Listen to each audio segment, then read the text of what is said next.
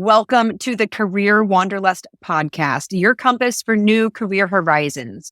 Today, we are talking with Kristina King.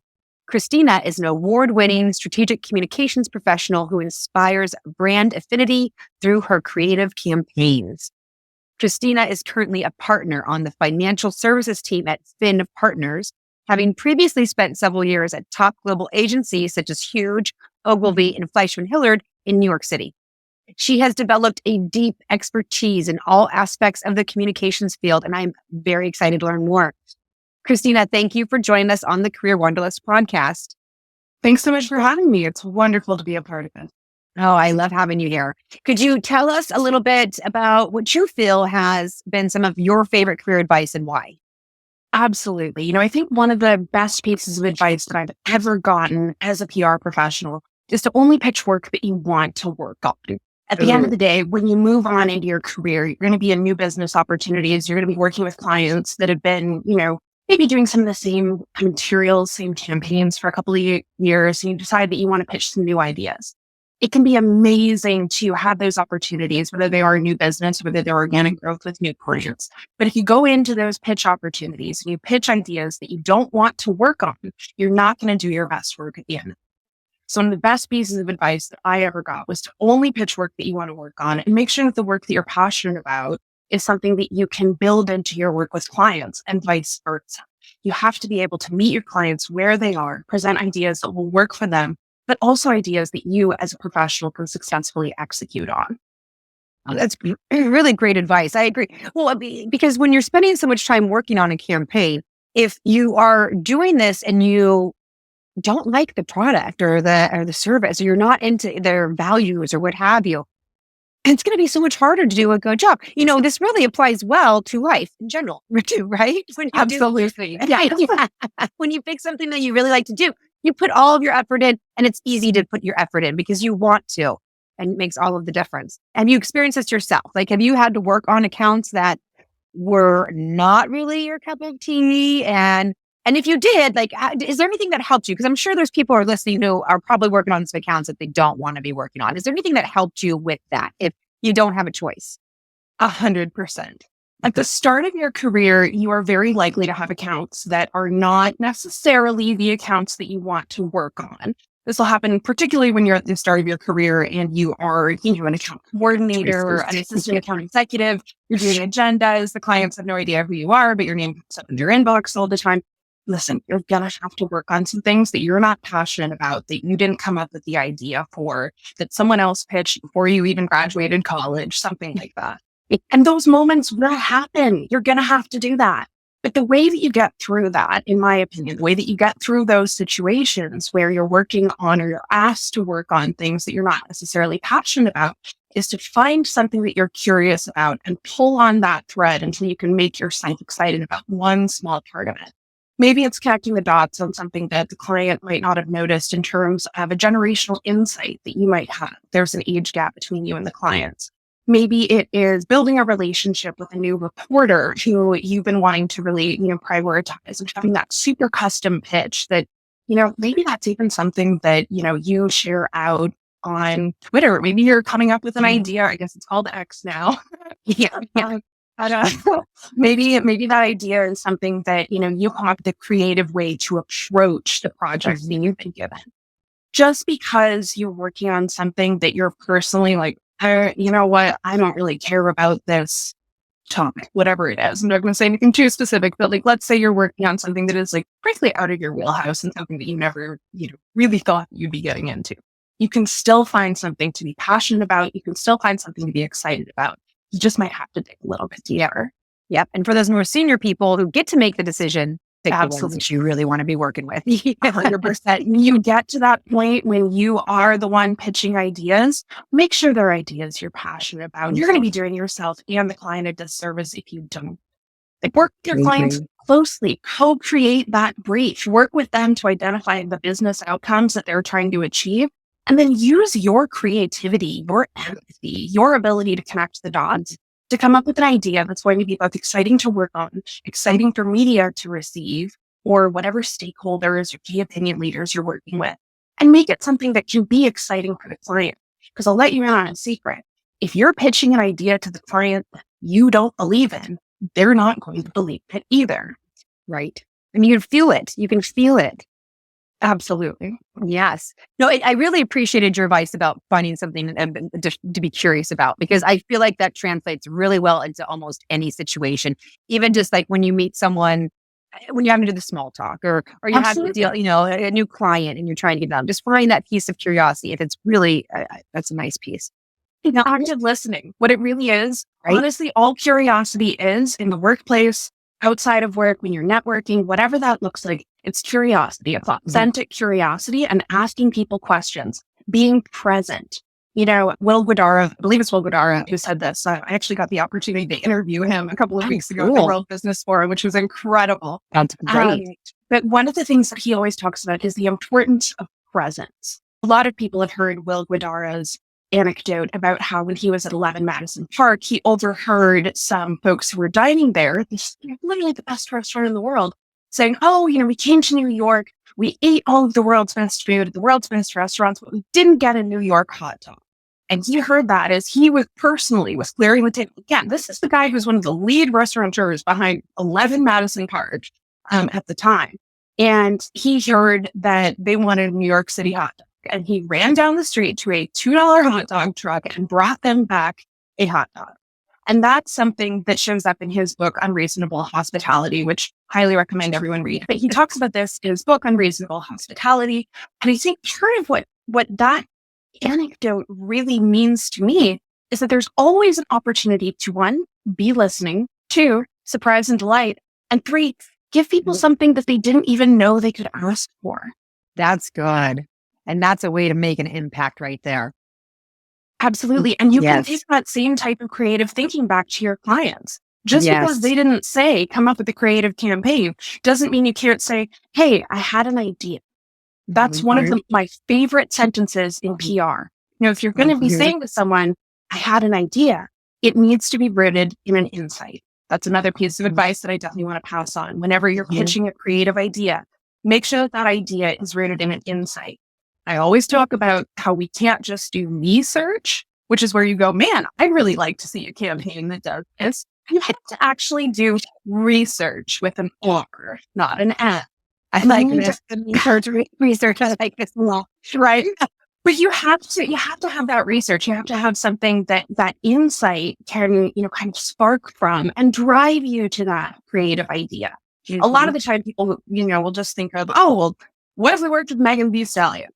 Yeah, I'd love to do that too. Does it make sense? Does she reach our demographic? Is she the right person?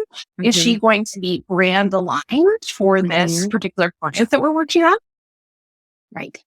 All important questions. All important questions, which come from understanding and active listening, from the answers from the questions.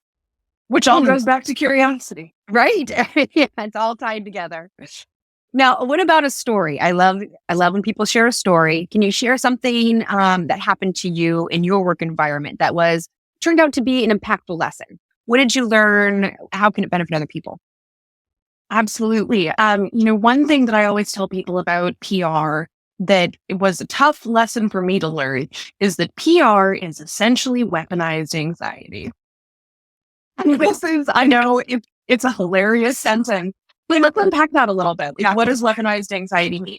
Weaponized anxiety is taking the anxiety that you, as a probably high-performing person who probably did all of the work in group projects when you were younger, and taking all of that ferocity, all of that drive to do things right, to make things better, to take things to the next level. Take all of that, harness it. Instead of letting it keep you up at 3:00 in the morning listing all the things that can go wrong, which I'm sure no one listening to this podcast has ever done, and I've certainly never done. It's really important that you find ways to harness that weaponized anxiety and use it to benefit yourself, your clients, your agency, and your relationships. This is something that you can do outside of your work. This is something you can do inside your work. But take that anxious little voice in the back of your head that goes, oh, what if this goes wrong? Maybe it will. But if you've thought of it, then you can prepare for it. This is something that can apply to crisis communications. This is something that can apply to event coordination. This is something that can apply to anything that you're doing in PR.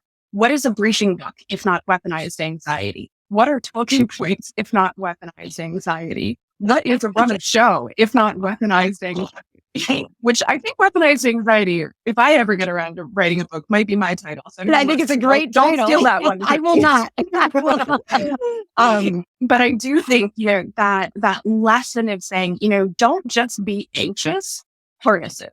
Harness something it. about it. Mm-hmm. And I say this as a deeply anxious person. Mhm. You've ever seen one of those chihuahuas trembling that needs a little thunder jacket?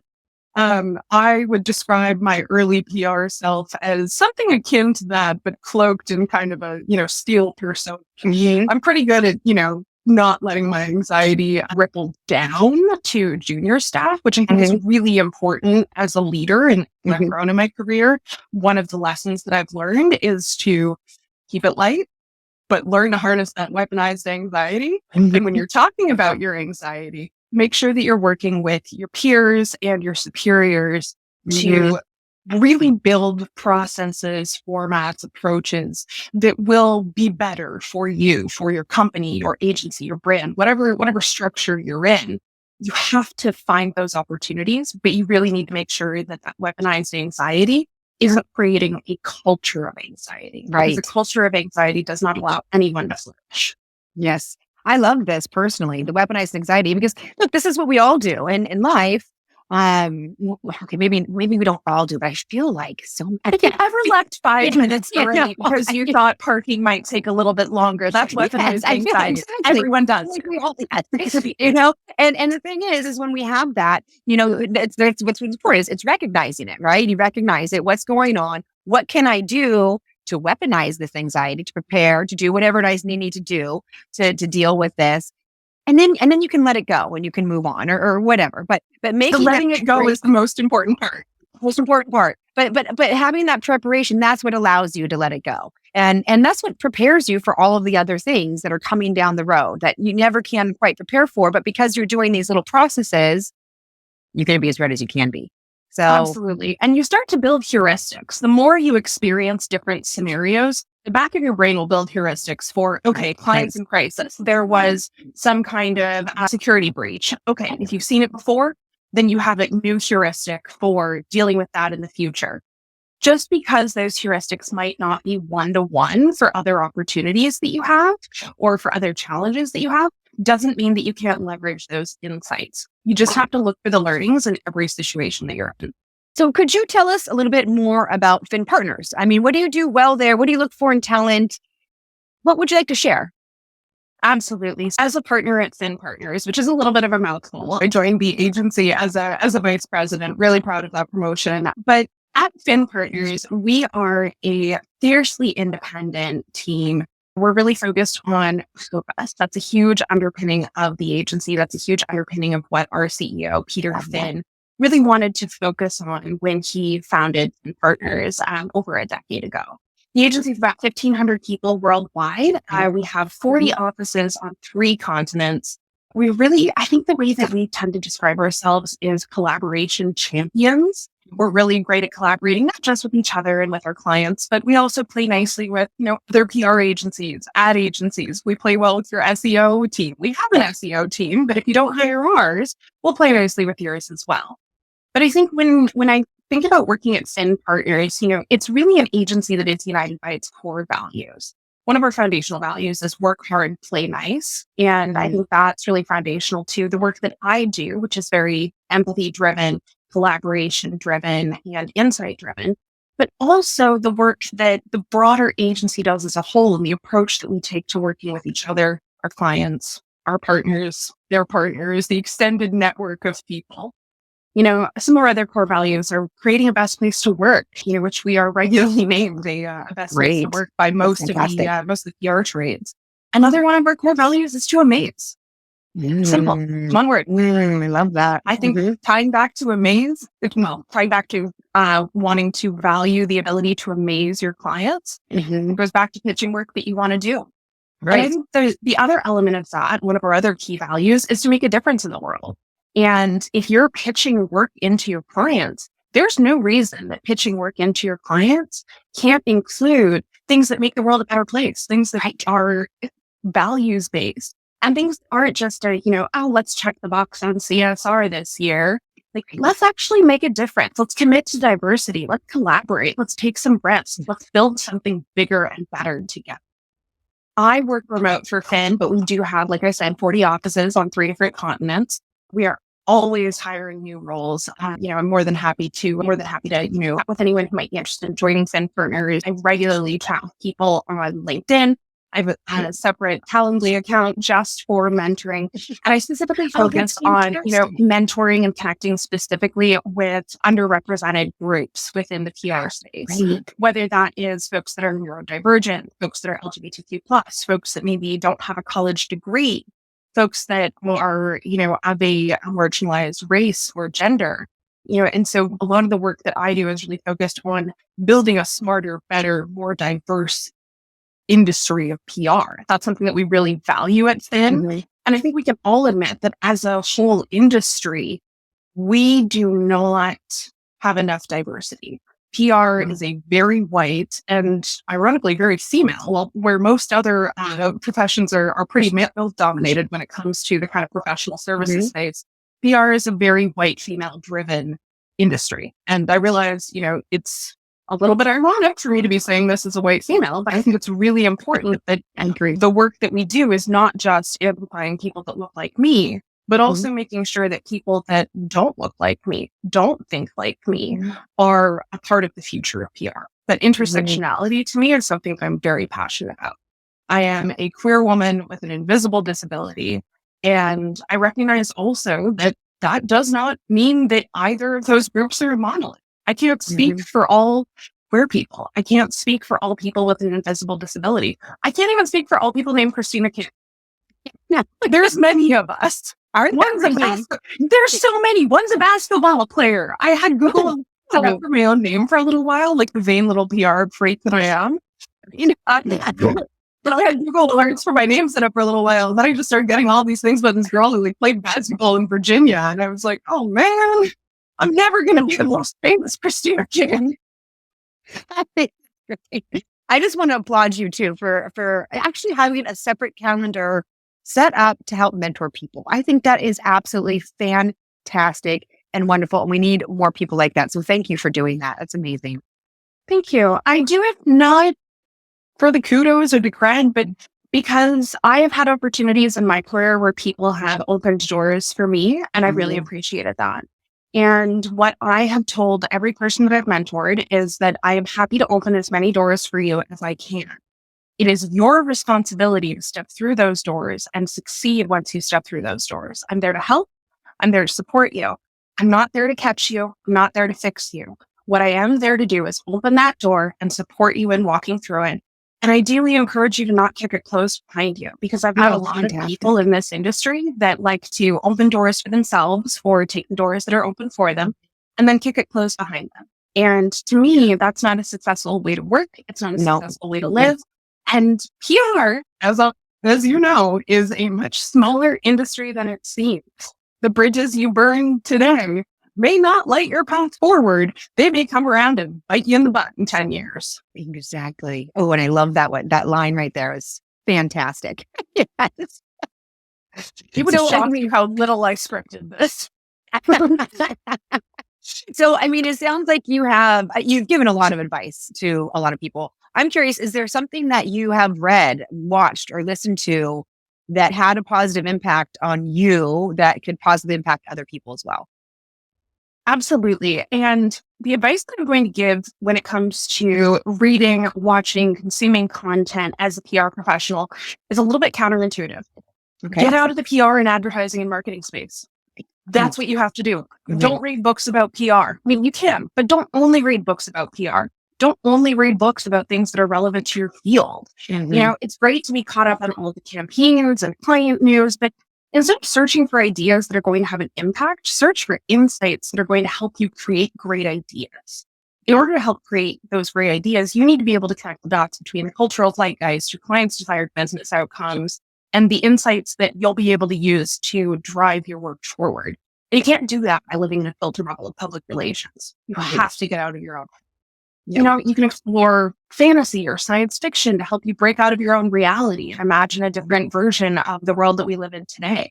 one example that I'd actually recommend would be Scavenger's Reign, which is a HBO show that is really stunning. It's an animated TV show, very reminiscent of, Miyazaki's Nausicaa Valley of the Wind. Strong environmental angle to it. But it's this really beautiful story of humanity stranded on a foreign planet and what they do to come together or to fall apart in that scenario. Interesting. Oh, I'm going to check that out. I haven't heard of it. Oh, it's incredible. Yeah, highly recommend.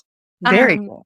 But, I've also been listening to the audiobook of How to Keep House While Drowning, I think is what it's called, by Casey Davis.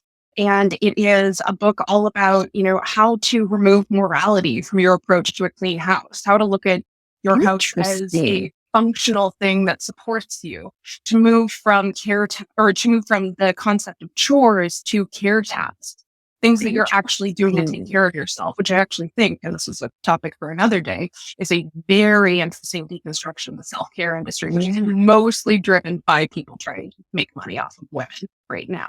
Right. But that's a whole story for another day. Right. But, my best recommendation, which I truly think is not one that you've gotten before, my best recommendation for PR people who want to, dive into a content experience that can make them better in their career is to play Dungeons and Dragons. Oh, really? Yes. Tell me why. Absolutely. I genuinely believe the best thing that PR people can do to get better at their own career is to play Dungeons and Dragons. It is collaborative storytelling. It is improv. It is yes and. It is team building. It is working together. And it is a tiny, tiny, tiny bit of math, which I know most PR professionals are very afraid of.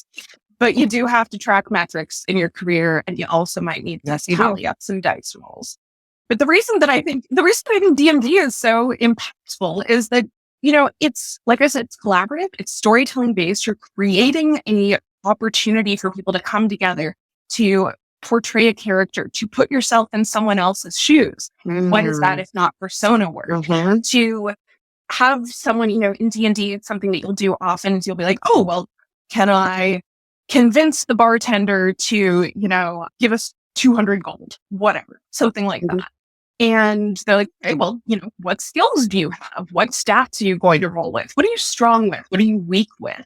It's a game, yes, but it's a game that mimics life in a way that gives you opportunity to build a cohesive and collaborative team, look for the strong skill claims of the people on your team, and build something together in service of a greater goal. We literally call D&D sessions campaigns. You run them over the course of, months, years, things like that, just like the client work that we do. So I'm fully fascinated. I've never played Dungeons and Dragons, but I'm going to find someone to teach me. I think that's really interesting. I have been both a Dungeons and Dragons player and a Dungeons and Dragons dungeon master. So if you ever want to get a PR D&D game going, absolutely let me know. I'll DM at any time. Oh, okay. Well, if anyone's interested, go ahead and let me know and we'll get a little team together. Fantastic. All right. Well, before you go, Kristina, I would love to know, what do you feel is your personal superpower and how has it benefited you in life? I'm going to cheat. My personal superpower is a combination of three things. Dot connecting, empathy, and relentless positivity. When I was in college, one of my roommates once told me that she gave me the dots of her mind and I gave her back constellations. And to this day, I have goosebumps saying that. Because I think that there has never been anything more true to the way that I approach the world, the way that I approach my work, the way that I approach my personal relationships. And what I've heard from people I've managed, people I've mentored, people who have managed me, people who have mentored me, is that the energy and empathy and ability to bring absolutely, okay, this is a plot twist, we can handle it, let's go. That type of attitude, that ability to connect the dots, remain empathetic, and stay positive under sometimes relentless pressure, whether external or internal. That internal pressure can be a lot for a lot of us. But that ability to stay positive, to continue to be kind and continue to stay fully engaged with the work and with the people around you, I think that's my superpower. And it's one that I try to model and teach to everyone that I work with. Absolute superpower, all of those things. And really, you ended with the positivity, staying positive through difficult times. That really is such an amazing superpower to have because look, when you're going through these difficult times, whatever it might be, what crisis, what have you, it is what it is. You're going to be going through it and how you handle it and how you react to it makes all the difference, not only to your world, but to all the people around you. And when you can do that with positivity, you are being that light that the other people need during that time so that they can find their own light. So I applaud that as well. Thank you. One thing I do want to note is that there is such thing as toxic positivity. The toxic positivity can be that, absolutely, yeah, we're just going to do whatever the client wants. Absolutely, yeah, no problem. And that kind of like frantic positivity, that's not going to help you. But that type of positivity that can acknowledge that a situation is hard and still say, okay, we're going to get through it. Exactly. You need to have that relentless aspect to it, but it doesn't have to be constant. You don't have to be Pollyanna. You don't have to be having fun all of the time. There are absolutely times that I have hidden a break room and cried. Oh, yes. I haven't done that recently, and that's mostly because I work from home now. But I do think it's important to note that like relentless positivity does not mean that you're always happy. And it does not mean that you're always 100% positive. But it means that you're committed to modeling positivity. You're committed to fostering positivity. You're not the person in the corner saying it's not going to work. You're the person saying, how can we make it work? And thank you for doing that addendum. That's very important. And I loved everything you said there. It's absolutely vital. Kristina, this has been fantastic. I so appreciate your time. Thank you for joining me on the Career Wanderlust podcast. My absolute pleasure. This was such a joy. Really enjoyed my time with you. And, again, if this is helpful for everyone, if anyone wants to learn more, or if anyone wants to get a game of Dungeons and Dragons started, give us a shout. Yes. And I'll add your LinkedIn profile in case people want to connect for mentoring. So that's very kind. Thank you. Thank you for joining us on the Career Wanderlust podcast. If you find value in learning from others, give us a like and subscribe. If you're looking to grow your communications, marketing, public relations, or sales and biz dev team with the best talent and quickly, check us out at paradigmstaffing.com and submit a request. We are wishing you a most successful and fulfilling career. Until next time.